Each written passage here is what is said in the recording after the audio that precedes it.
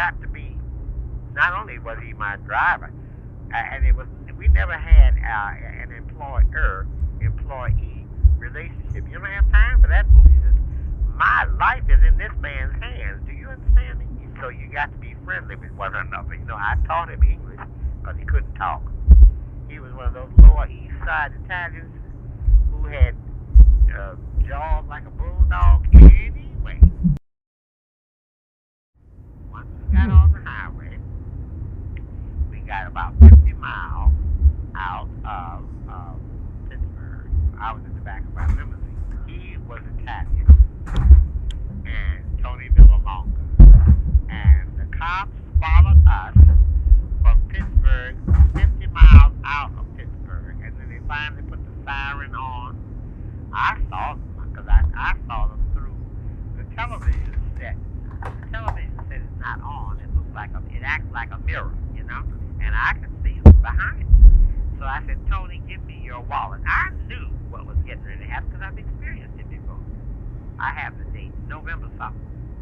I don't know. I have the date. Whenever King got, President Kennedy got killed. But what happened was, they stopped us and charged us with speeding in a 35-mile zone or some kind of mess. We were going 25, okay? But they said we were going 75, and it was all pure racism. They got pissed because he was white driving me. That's what it was about. They made us turn around and come back 50 miles back to McMicken, West Virginia, okay? Now, since when I was there, they wouldn't let me come in. I sat out in the car because I knew what was getting ready to happen. So I said, Tony, give me your wallet. And he gave me his wallet. What's the matter, Dr. Shirley? I said, just wait, you'll find out. And the cops made us stop, and they made us drive all the way back. They were going to arrest us for driving, for speeding, okay? We went back to McMicken, West Virginia, and the courthouse, the jail, and everything else was in a room about the size of my bedroom, okay? And they were looking for some money. This is a black man in a Cadillac limousine being driven by a white man. This is what it's about. It's the same. I'm looking at Michael Jackson right this minute on television. It's the same thing that's happening to they're going to take Neverland. That's what they want. They want that boy's money and property. They will use the United States government any kind of way they can to get it. They're doing that, and that's what they're doing. That is what they're doing. They did that to me in McMicken, West Virginia. Now, when I got in, when Tony went in there, I said, well, may I come? He said, no, we're not arresting you. We're arresting your driver. What are you arresting him for? He's just a driver. He hadn't done anything. He was white. That's why they were arresting him. Well, when they got him in there, they were going to ask him for $250. He said, well, I don't keep the money. Dr. Shirley keeps the money. They said, well, get Dr. Shirley in here. That's when they allowed me to come in, okay, because I had the money. So I told them I didn't have any cash, and but I would give them my AAA card. On what state is it drawn? I said, New York State. No, we can't take it out of state. I said, okay. Well, would you take a personal check? On what bank is that drawn? I said, Chase Manhattan Bank, New York State. No, can't take an out of state check. You got me? All right. So I said, may I use your telephone, please, to see if I can get a friend of mine to send me to wire me some money. Okay, use the phone.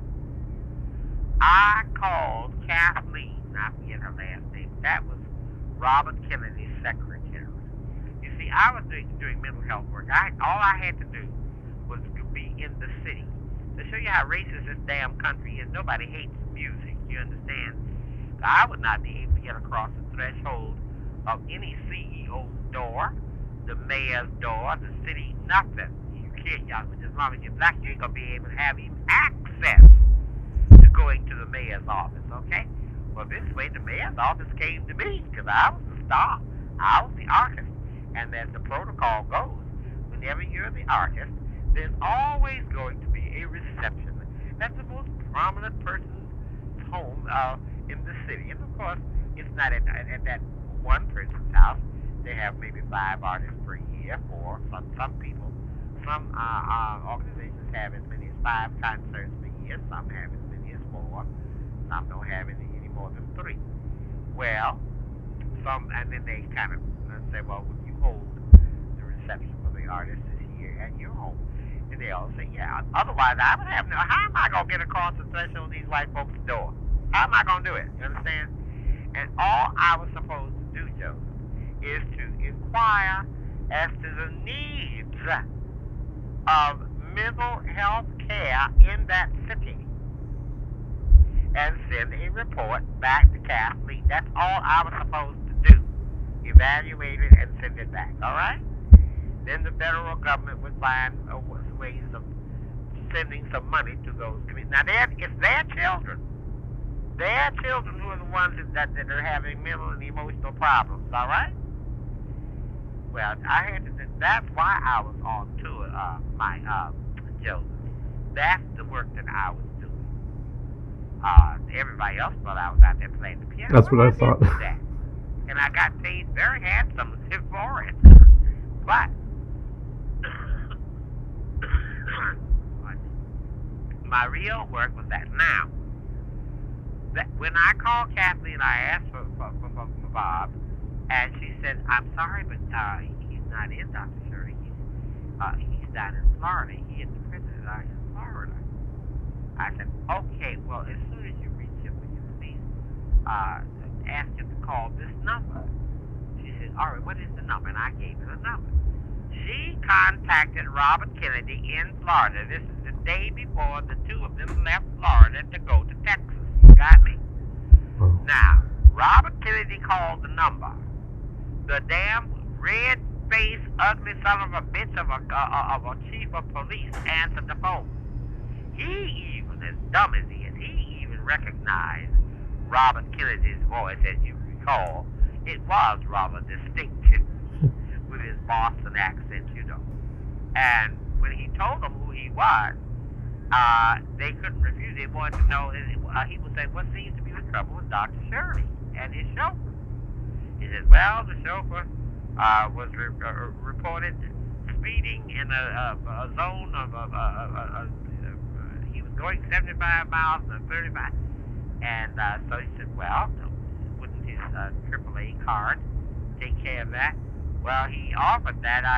Just a minute. He said, "Let me see your AAA card." He got off the phone. He said, "Thank you." He got off the phone, and then he said, "May I see that AAA card?" I still have the AAA card. I thought surely I'd shown that to you. I know where it is right this minute. And if I were up to it, I'd say, "Come up and stay long enough to see this card, and then you can go back home." I got the card right now. Now, it was the next day. Some other things happened that night. Now, we played the concert. Everybody in the concert knew who I was because they got 2 newspapers in the city, and I was on the front page, okay? So my hotel had been booked a whole year in advance. So my fellows and I stayed in the same hotel. Now, we have a thing that we always did. Since I traveled in my car by myself, and they travel in a leased, station wagon because they have large instruments, and they travel and take turns driving to where we had to go. That way I could pay them more money if I didn't have to get another chauffeur for their car, you know what I mean? So now, but it was our rule to go over that evening's concert after the concert to see what may be wrong or what can be corrected and so forth. And we would always, I'd buy them a drink, scotch, soda, beer, whatever it was they wanted, and they would sit down. Now, we had Tony along. Now, Tony had a good friend who was also Italian and played bass. His name is James Candido. He's with the New York Philharmonic Orchestra right this minute as we talk. Well, they called each other Paisan. And the other boy was also non-black. What the hell was he? it was Yuri Tot. Yuri Tot is from Estonia. Now, they were sitting in a booth in the hotel bar, that, in a part of the hotel where they were living. We were all booked in there. And when I came, I had to go upstairs, of course, and shower and put on some clean drawers, because my drawers were wet from playing. I perspired. So that's just a rule that we had in the group, that we'd all meet for a drink after the concert before you go anywhere else, because when we get through playing, ain't no movie houses open no how. So I'm down there, and I tried to come in. And I was told, I'm sorry, but you can't come in. This is a private party. I said, that is not true. Those three gentlemen you see sitting in that booth are employees of mine. Well, what did I say that for? Now, another man came in who was the sheriff from the city wearing his 10-gallon hat. And by the way, he had been at the concert. Look, they ain't got but about 20 people in the city, okay? Everybody in that city came out. This was Don Shirley coming to that city. Anybody come. Joseph Astor coming to that city. That's a big event. That's like the president coming to Fifth Avenue, okay? So, he was there at the concert. And when I walked into the bar, everybody broke out into applause, because everybody in the bar had been at the concert. The concert was like 2 blocks away from the hotel. The whole place is so small it ain't funny, okay? Now, the man with the 10-gallon hat, sheriff, went over and spoke with the woman. Said, I think you're just making yourself, you might be making more of a problem for yourself than you know. Why don't you just serve the man a drink and leave him alone? So then she served me 1 glass of Chivas Regal and soda, okay? So I sat down in the booth with my fellas, and then that was last call. She closed the goddamn place down. Did you hear what I said? Her explanation was, well, if I serve him, I'll have to serve the other colored in the city. You understand? Now, as we were leaving, I went back upstairs to my room. I just happened to look out the window. I saw all kinds of flashlights out in the bushes. Oh, no, what is this now? Well, I told Tony, go pack, we're leaving tonight. We're getting out of here tonight. I didn't tell the other fellas, because they were going to be driving their own car. So they stayed and slept overnight over the hotel. Tony and I got out of there. Since I have to pay the bill, I said, Tony, you go up and get my bag, and my bags, rather, and I'll meet you in the lobby to bring the car around the front house. I just called it, okay. So I went and paid for his room, and I paid for my room, got some seats, and as I'm walking out of the front door, I'm smack dab in this about 5 or 6 thugs with rifles on their shoulders. Did you hear what I said? They didn't think that I was the person they were looking for. And I walked on right past them, got into my car, drove off. And they ain't never know that I was the one they were coming to look for, okay? We drove all night long and ended up in Pittsburgh the next day. I knew that my next concert was going to be London, Ontario, which meant we had 4 days to get there, right? So I told Tony, I had every credit card that God ever printed, right, with gasoline and, anything for a garage to keep the car in good shape. Tony was in charge of all of that. He had a strong box with petty cash and stuff like that. I didn't have to worry about it giving him any cash, because there was petty cash in there for tolls. Let's put it this way, there was over $25 for tolls. They ain't gonna have more than $25 for tolls. Anyway, maybe it might have been $50. I don't know. But anyway, he had enough to take care of himself, and he enjoyed the idea of having 4 days off in time. I just told him, as long as you're up in London, Ontario, when the time comes, I don't care what you do. And I don't. Just take care of the car. And I trusted him implicitly. You see, Tony got to be Not only was he my driver, and we never had an employer-employee relationship. You don't have time for that foolishness. My life is in this man's hands. Do you understand me? So you got to be friendly with one another. You know, I taught him English because he couldn't talk. He was one of those Lower East Side Italians who had jaws like a bulldog. Anyway, over the television set, a set that was blaring out there in the lobby of the airport. There was a bar right in the middle of the lobby. People were crowded around the bar looking at television, and he heard the expression, "the president's body." He said, "Dr. Shirley, did you hear that?" I said, "No, what?" He said, "Somebody said on television, the president's body." So we turned around and walked about 10 steps to better see. And there was President Kennedy being taken out of the ambulance, being put on a stretcher, going into the emergency room, okay? At that minute, he was not pronounced dead. But before that program was over, he had been pronounced dead, all right? All this happened within 2 days, all right? Are you keeping up? And we were going to be playing in Wheeling, West Virginia. You understand? Mm-hmm. Don't ask me how many miles that is away. I know it's more than 50 because we'd gone more than half the way. We'd gotten half the way where we were going and had to turn around and come back because of this. These two cops decided they're going to make a shakedown and get some money from this that was sitting in this limousine. That's what it comes down to, Joseph. Don't be shocked. I keep trying to tell you, this goes on daily, every day. And the same thing that's going on right this minute is the same basis for everything that I've told you about racism. Everything I've told you ever about racism. Anytime any nation says, "I am better than you are, I am bigger than you are, I have more resources than you are," you have just spelled out racism. You've spelled it out.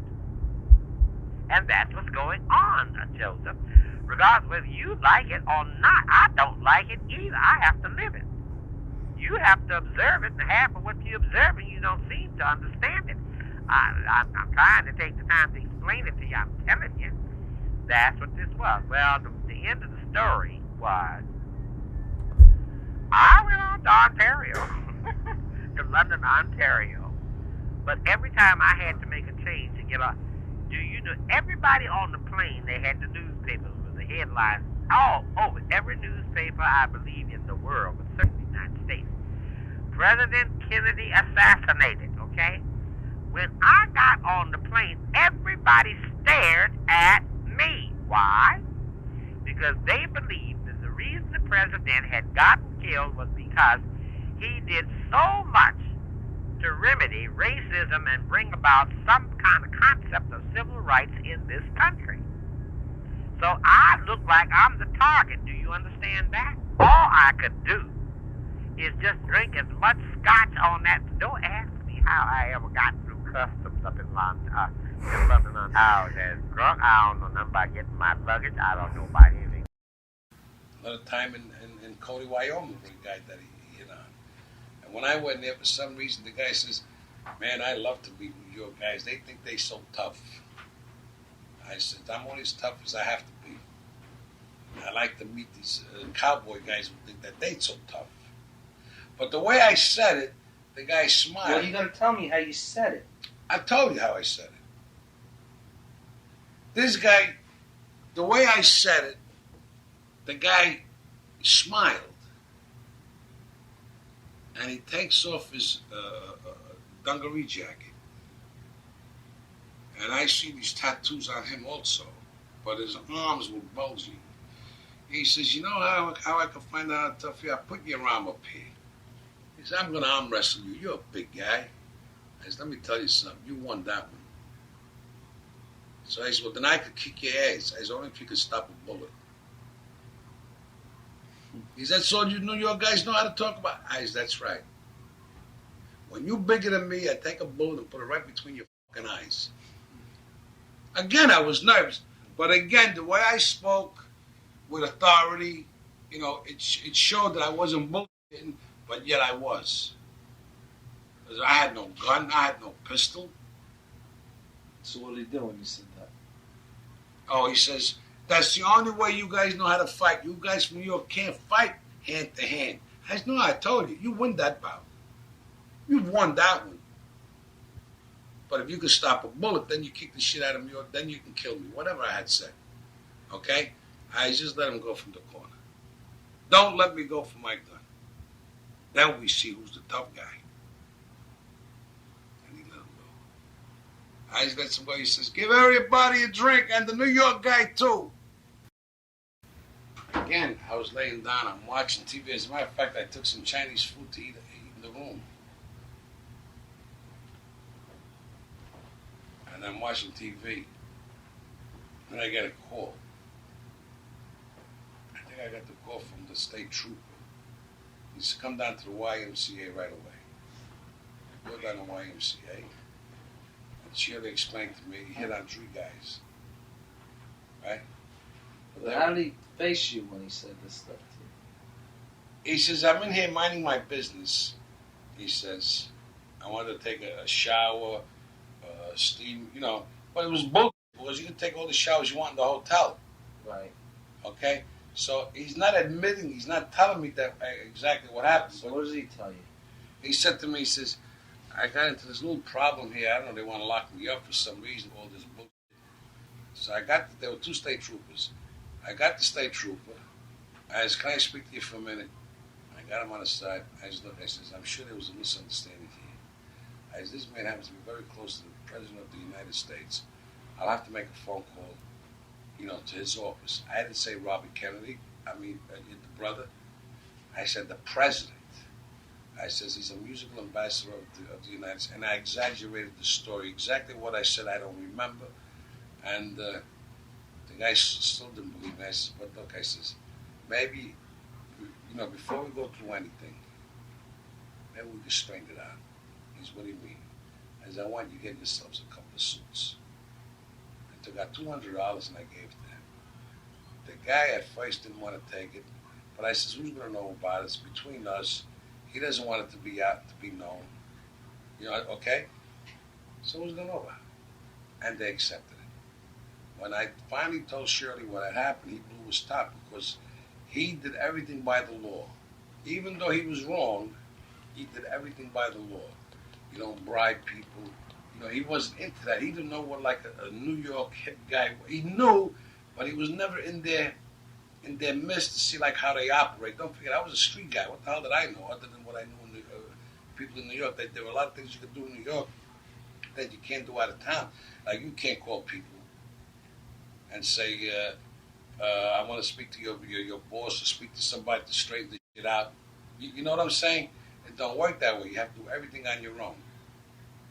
And that's what happened to this guy. And he blew his top. He was so mad at me. I says, you fucking idiot.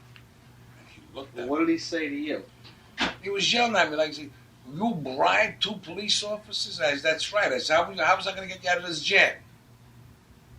He said, let them lock me up. I said, so make the papers? And embarrass yourself, embarrass the lawyers, embarrass everybody? Okay, what happens to your career? What happens to the rest of the concert? Suppose a Columbia artist finds out about it and they cancel your whole the rest of your concerts. And he didn't say anything. He just looked down and he walked away and he went to his room. Yeah, we were driving, and I think I was speeding a little bit. And we got stopped. Again, it was in the South. I think it was Virginia. Again, it was Virginia. And I wasn't speeding. The state trooper saw him sleeping in the back as we went by. You see a white guy in the front and a black guy in the back. So he pulled us over for speeding. So I said to him, I wasn't speeding. So he says, that's your way. He says, follow me. So Shirley says, follow him. Now when we go to pay the ticket, for the ticket. I denied speeding. And he says, I wonder what that nigga was doing in the back of your car. I said, I work for him. And he's what he's doing, I told him. And he wanted to hold us over, some bullshit. So I says, Shirley says, I like to make a phone call. Guy says, to who? He says, to the Attorney General. So the cop was like laughing at him, right? And I grabbed the other cop that was at the desk, and I'm telling him that this guy's not lying. He was a musical ambassador of the United States, has very close ties with the Kennedys. He wanted speed, and the only reason why they stopped us is because he saw that I was driving a black guy in the car. And he thought that was something wrong, and it was suspicious. This guy just don't like black people. That's his business, but I wasn't speeding. Shirley called, got on the phone, called, put the guy on the phone, and the guy let us go. No summons, no nothing. And from what I had heard later, the guy was out of a job. The cop. I think both of them, they were like fired or whatever. They buried him somewhere in the desert, on their jobs. He was a good guy. He really was. He tried to educate me. He tried to get me smart, that there are things you shouldn't do. Or he didn't like the idea sometimes, like I wasn't too sure where I was going. I would stop somebody, and I would say, for instance, we had to be at the college, right? And I would say, College of Alabama. And I'm thinking that by just saying the College of Alabama, the guy would say, we'll go this way, go that way, make a left, make a right. And he would just say to me, that isn't the way you ask. You ask, I'm looking to find the College of Alabama. Can you please direct me? Because that's the proper way to ask. And I said, what the hell's the difference? The guy knows what I'm talking about. What do I got to stop? Like even at the tolls, I tell the guy, the town of, let's say, Wheeling. I'm going, the town of Wheeling. He would say, well, go straight ahead, get off at exit 17, make a right at the light. When you get, after the right, you make a right at the light, keep going straight, you can't miss it, it's about 2 miles down, right? And he would go, that isn't the way to ask. And I would say, the guy tell me how to go. That's all that matters. The bottom line is that we get where we're going, no matter how I ask. I used to shake his head. He says, you'll never learn. You're a typical New York guy, and you'll never change. And that's the truth, I says. I'm a typical New York guy. I quit school when I was 16. I had to go to work. You were in school. You had people paying your education. I was working since I was 9 years old. I was stealing while you were in Russia, learning music. And I used to, exaggerate like that. One time we were driving, and I was hungry. Now, he was a very elegant type of guy. He never ate chicken with his hands or in a car for that matter. And I used to love to eat and drive at the same time. And I don't know if it was Kentucky Fried or whatever, it was a fried chicken place, take out that barbecue this, barbecue that. So I pulled over, and he said, what are you doing? I said, I'm getting something to eat. I said, I'm hungry. He said, well, this is no place to eat. I said, why not? He says, this is not a restaurant. I said, what the hell's the difference? I'm hungry. So I take the chicken, I ordered chicken, he waited in the car, and I put the chicken, I put it on the front of the seat. And again, he was sitting in the back, because he used to like to lay back, And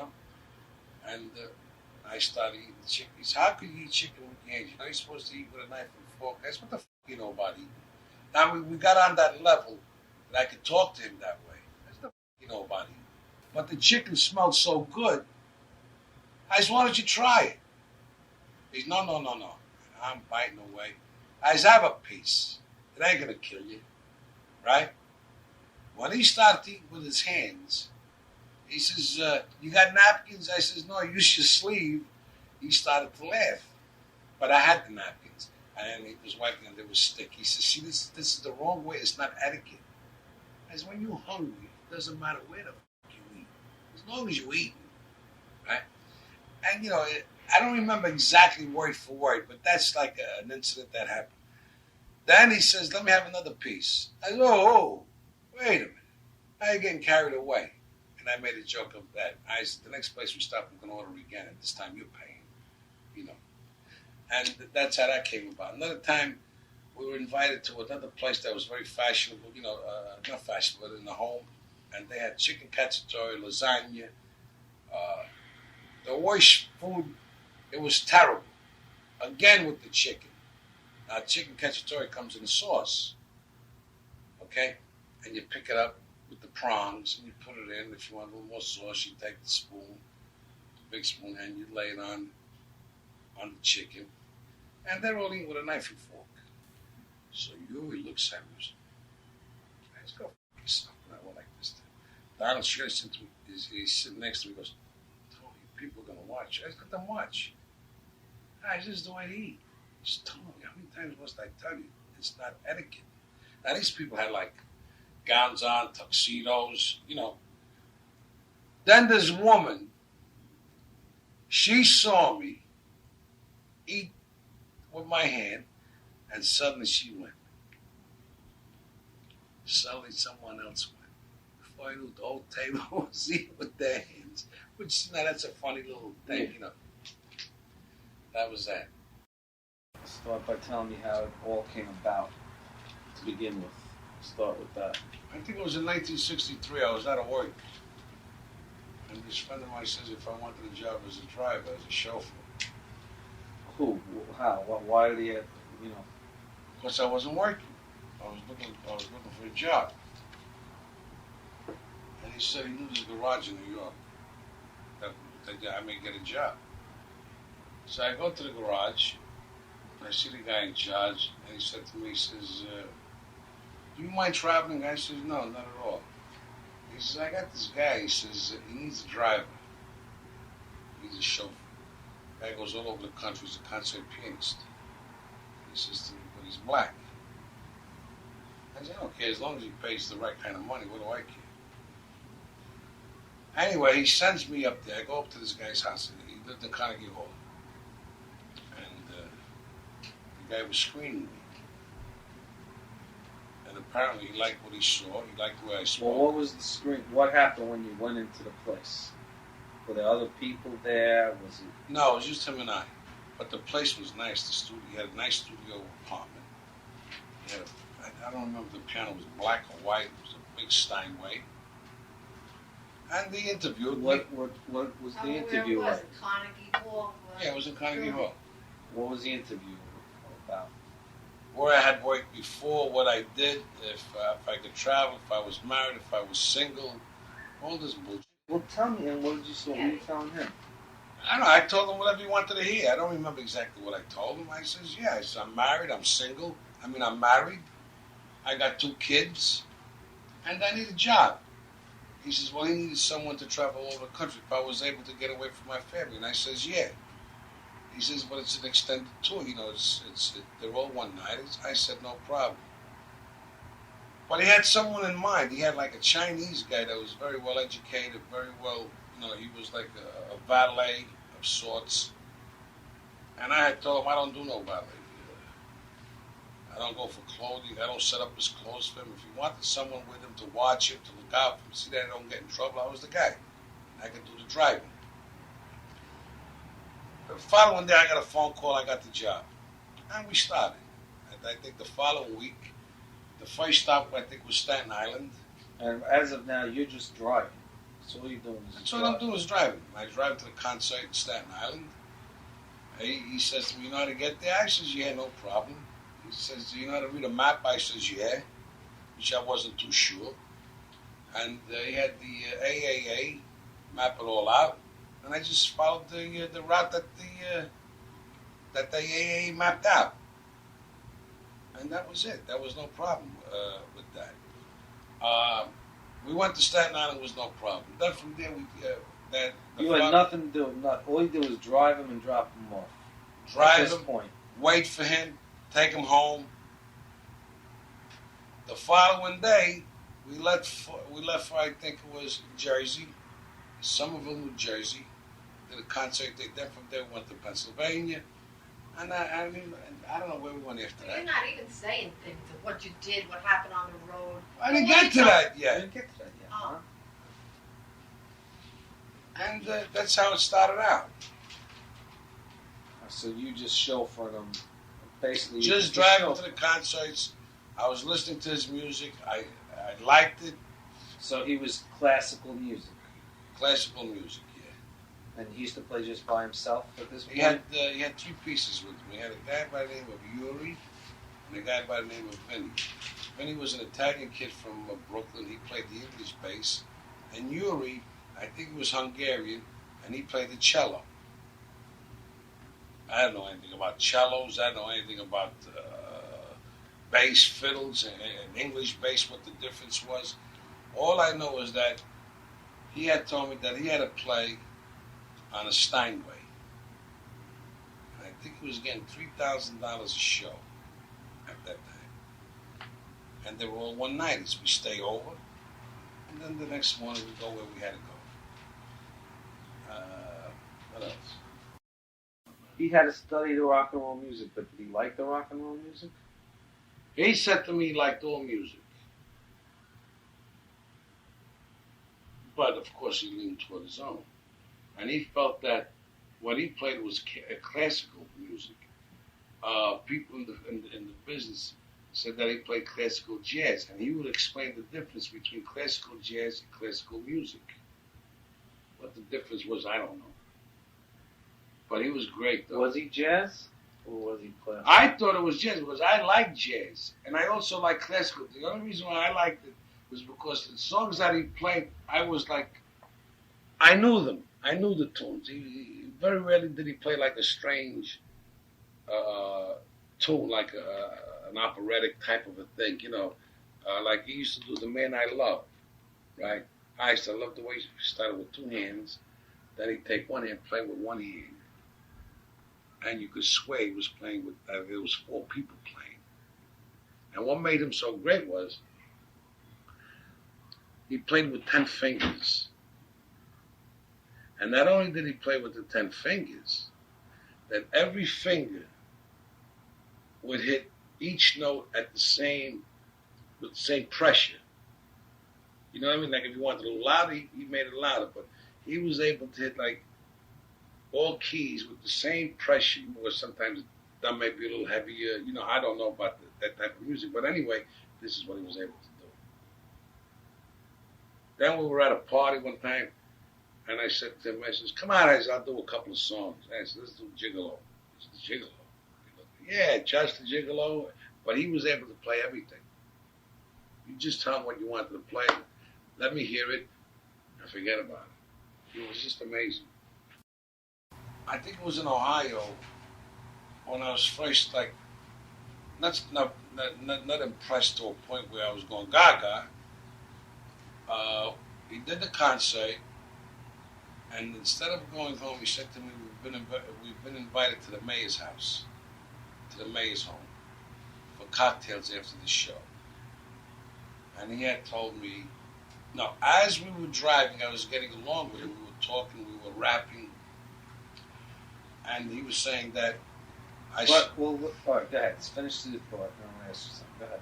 He was saying something about my New York accent, my New York diction, that it could be improved. And I said, Tommy, go take a shit. You know, I got my own problems. I got to worry about diction. This is what I know. If you like it, fine. If you don't, I go back home. You know. But the guy liked me very much. No matter what I did or said, he accepted it and he liked it. Well, how did you first start warming up to each other and talking? Just by being in the car. Him sitting in the car. So he didn't have the screen up. It wasn't that type of a thing. No, it wasn't that type of a limo. It was like a 4-passenger sedan. It was a regular Cadillac. It was a sedan DeVille. It wasn't a chauffeur car, limousine of any kind. No. So how did you start talking? What did you start talking about when you first started? We were talking about like my family. He was telling me that he spent, I forget how many years in Russia, you know, learning music. He was Jamaican, and he was very well educated. He was telling me like he spoke like 11 languages, 12 languages fluently, that he was a musical ambassador of the United States, how well he knew the president, and he knew his brother Bobby, and he had given me a phone number that when we get to the South, case there's any problems or that there should be any kind of a problem, I could always call this certain number. And I would get Bobby Kennedy's secretary, and she would take care of everything. But I had told them that there shouldn't be no problems. We're not doing anything that's wrong or illegal, so why should there be a problem? In any case, I had the number anyway. So you just started generally talking about stuff. Yeah, and then we sort of get like a little more acquainted with one another. So you just talked and general stuff, and he's told you a little bit about himself. Right. He was from Jamaica. He was well educated. He was born in Jamaica. He was well educated. He went to Russia. Did he tell you how did he go to Russia? Or? No, he didn't say. I think his family was pretty well to do, and they sent him to Russia for music, and I guess part of his education. How old was he here? That's a good question. You were like 30, 31, 32, something like that? Yeah, he had to be like a few years older than me. Or about the same age? No, I don't know. I really don't know. All right, so he started doing a few shows. Yeah, and then this one particular night, he had told. No, he was telling me how educated people are. Like with the upper crust, with society people, the higher level people. And that's who we used to play for all the time? No, he didn't play for them. He played like for the. See, he was doing concerts that these towns used to book concerts, like 5 concerts a year from Columbia artists in New York. And Columbia artists would put the package together. Now, it might have been one time out of the year it would be Don Shirley, classical music. Another time it might be a rock and roll group. Another time it might be a ballet. They had 5 shows a year. And he was part of that group. Okay, in other words, let's say like they had the rock and roll in June. Now come September, they wanted to go with classical music. Then came May. But all within a year, they may have the ballet show. Right. And most of these shows that we did were all in college campuses, only because the colleges in these small towns had the room to bring the people in. 400 people, 350, whatever the case may be. Okay. You used to drive only him in the car, the bass player guy. They had their own car. Okay. Right. So now you're saying one night in Ohio you got invited. Yeah, he was invited to a cocktail party after the show. And he had told me that he shortened my name Valley. Why? Because you were going to go in with him? Yeah, Why? because we were going to be announced. So to make it sound easier, Dr. Shirley. Why were you going in with him? Because he took me with him every place he went. Every place he went, I went. Most of the time. Right. Okay. But he still needed someone to drive there and drive back. Now he didn't want me to stay outside waiting in the car. So he used to invite me in. I used to go in with him. And he says, I made your name Valley. Because Vallalonga might be too hard to pronounce. So I says, damn, you telling me how intelligent they are. If they can't pronounce my name, shame on them. And he started to laugh. I said, no, my name is Vallalonga, and that's the way it's going to be. So when we got in, and don't forget now, this home was like, it had the big pillars, gigantic roundabout driveway where you pull in and you can pull right out. A foyer that was all marble. When we walked in, they had a three-piece musicians. Piano, cello, and bass. Okay? And as you walk in, you can hear the music. It was right in the middle of the floor. And cocktails were being served. There was tables, there was chairs. And when we had gotten in, when the guy says our names, he says Dr. Shirley and Mr. Vagango, he couldn't pronounce it. And I wasn't about to tell him my name. how to pronounce it the correct way. I let the guy continuously keep going, saying, because he kept telling me how intelligent and how bright they are. You know. But it was a good night. Then we went in. I sat down, I ate and drank and went through all that shit. I was having like a good time with all these high society people from these small towns. You know, they're all close knit, these people. Right. And that was it. As a matter of fact, I used to tell your mother, the stairways, they probably going up to the bedrooms, they were the big, gigantic and all the paintings on the wall, like they must have been worth like a ton of money. They were like had Van Goghs, they had all the well-known painters. And I walked up them steps, and the steps were like this. It was absolutely beautiful, I tell you. I was really impressed. But I wasn't crazy, like, you know, I didn't get like gaga.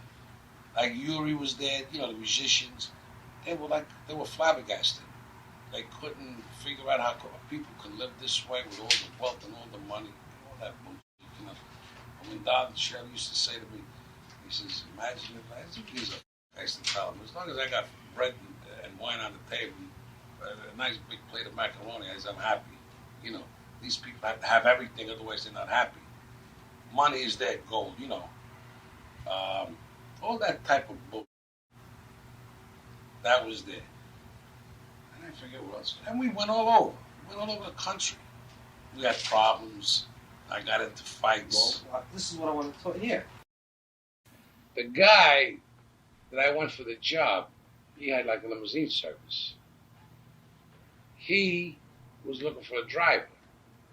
So he asked the guy, he's looking for a good man that's able to go all over the country, you know, and to know what he was doing, and you know, that can handle himself in case there were problems. And I didn't know the guy. The guy sized me up. He didn't care as long as he did somebody a favor. And that's how I got it. That's how the guy set me up. He called him up first. He says, look, I got a guy here. He says he's been driving for me for quite a while. He's a good man. You know, because he was good friends with the guy that asked me if I wanted to drive. Mm-hmm. You understand? Because the guy that I knew, that knew the owner well, knew that he isn't going to send anybody down there for a job that was, you know, Where was broken the down. place? Where was this place? I think it was on 56th Street. It was in the city. It was in the city. You know, they had that the limousine companies. They got them in these garages. Probably they paid rent, you know, for space, maybe 8, 10 cars, whatever. They work out of there. See, I think this guy sent Shirley like a few guys. You know, and out of the few guys, he chose me. But they had a Chinese guy there that was valet, he was going to do this and do all. And I told him, holy, if you hire me before we go. This is in the interview? Yeah, before. Well, how did it, when you walked in? I knocked on the door. Yeah. Hello, I'm Tony. Sorry, I'm Donald Shirley. He says, won't you come in? Would you like a cup of coffee? Would you like a drink? It was very cordial. It was very nice. He had like white elephants on the table. You know, with the horns up, you know, they looked expensive, you know, probably whatever they made of. What? Did you tell him when you took the kids up there to the apartment? I don't remember that. So what else did he ask you that day? That was about it, Dick. It wasn't like he wrote everything down on paper. I'm coming from a guy that sent up maybe 4 or 5 people, 5 guys, for a job, and he made the decision who he wanted. Did he say to you, what made that valet thing come up? Like how? No, because he had mentioned to me, he says, there's a Chinese fella here that wants the job very badly, and he does valet. He'll have my clothes ready for me, and he takes them to the cleaners and all that. I said, no, wait a minute. Hire him. Don't hire me, because I don't do that. I don't even do it for myself. I ain't about to take your clothes to the laundry. I mean, if I take mine, I'll take yours. But I ain't laying out no clothes for you. I got to get up like 2 hours early to make sure that you're not. I hired a Chinese guy. And he smiled. he liked my attitude, my confidence, my cockiness, whatever. You know, you had to be that type of a guy. You know what I'm saying? But I had told him, with me, I'm honorable. I'll stick with you. I'll stay with you. I won't run away from you. If you get any problems of any kind, I'm with you 1,001%. You'll never have a problem. And I guess that's what must have sold.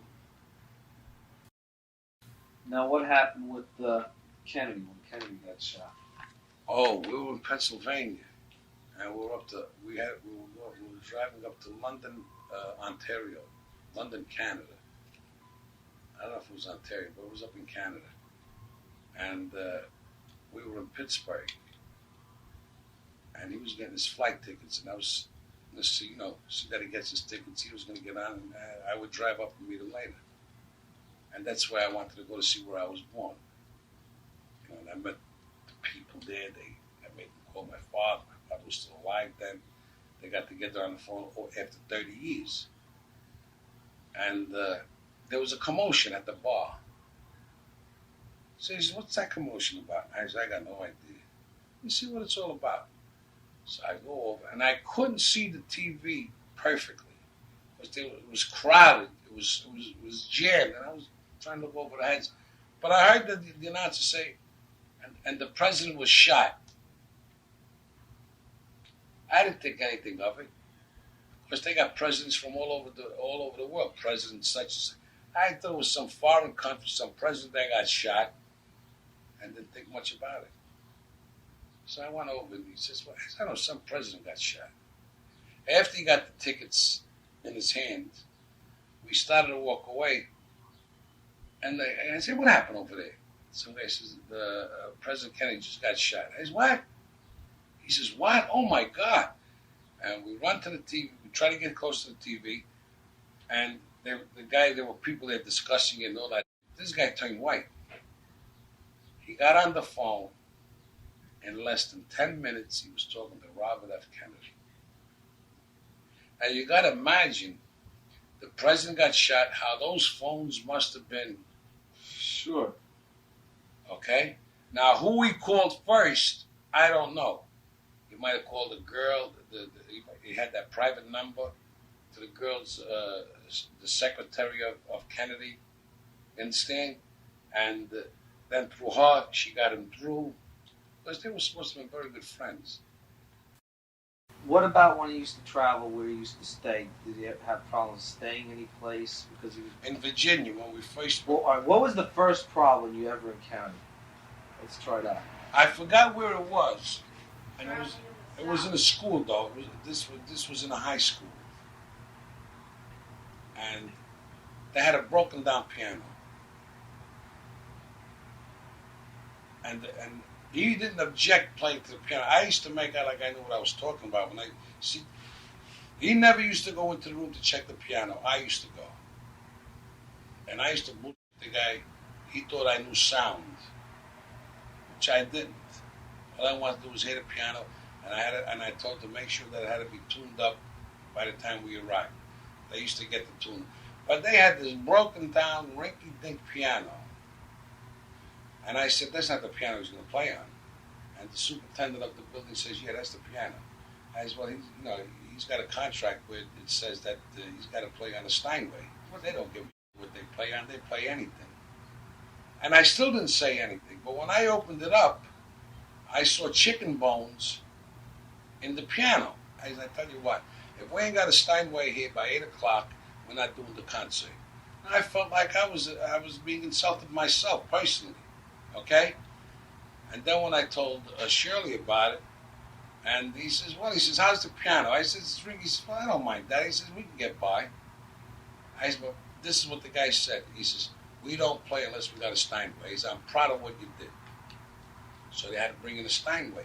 And I think the nearest place to get the Steinway was Cleveland. So it had to be in Ohio, someplace in Ohio. And Cleveland was like about 40 to 50 miles away. Now, to call them, to bring it, takes time. It's got to be set up. It's got to be bring in. They take it apart. They put it together. They got to set up, and they got to come back. And it costs like a lot of money. And they don't want to do it. I said, well, if you don't do it, we're not doing the concert. They finally got the piano. So when I took the initiative, he gave me more freedom to do what I felt was right for him. And that's how I started getting like a little, to do whatever I wanted to do, so to speak, you know, without like embarrassing him and without insulting him, whatever. Then there was another incident in Virginia. We had to do a concert for 8 o'clock. Was it Virginia? Or Paducah, Kentucky? I don't know, one of the southern towns. And I said to him, I'll meet you downstairs in the dining room. These were in a hotel? We're in a hotel. And in the dining room, we had to meet Yuri and Vinny. We go down there. I just started to eat. And Shirley came in, and I noticed him by the desk. And he was talking with the maitre d'. And I walked over him, and I sort of sensed the problem. So I went over and I says, what's the problem? So the guy says, we don't allow blacks into the dining room. I said, what are you talking about? He says, I'm sorry, but we don't allow blacks. I says, no. I says, he comes in, we don't pay. And I explained to him that we were there at this particular time to do a concert. The people wanted us. Now you mean to tell me that he can do the concert, but he can't eat in here? I said, want the concert? And Shirley looked at me like he was proud of what I was saying. I said, your meal. I said, I ain't paying it. You do whatever you want. Because I yelled across the room, get off the fucking table, fuck this place, you know. And he was proud of it. And we didn't do the concert. Happened? We didn't do the concert. What happened in the restaurant? They go. Yeah, they wanted to get paid. I insisted on. I said, you call the state troopers, call whoever you want, but they never did any of that. So then you didn't do the concert? No, we didn't do the concert. But the people that were running the concert, they pleaded with us. I said, well, I don't understand. How could you beg us to do the concert when you can't feed them? In your own restaurant, in the same hotel where you people are picking up the tabs. I said, we're not doing it. Now they had to pay for the concert besides. Because I called his lawyer, explained to him, he says, get out. The hell with them. And they charged him for the concert. They had to pay $2,000. The price, I think, was either $2,800 or $3,000. Who did they charge?